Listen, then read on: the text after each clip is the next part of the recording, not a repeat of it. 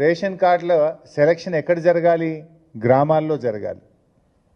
వీళ్ళు గ్రామాల్లో అసలు ఎవరు అర్హులు అనేటువంటిది చూడకుండా మొన్న కులగణన సర్వేను బేస్ చేసుకొని కులగణన సర్వేలో ఎవరైతే రేషన్ కార్డు లేదని చెప్పారో ఆ లిస్టును మాత్రమే వీళ్ళు ప్రింటౌట్ తీసి గ్రామాలకు పంపినారు.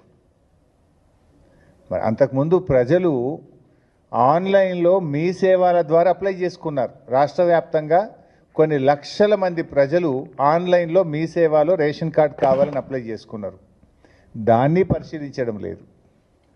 గతంలో ప్రజాపాలన దినోత్సవాలనే పేరిట ప్రజల నుంచి దరఖాస్తులు తీసుకున్నది కాంగ్రెస్ ప్రభుత్వం.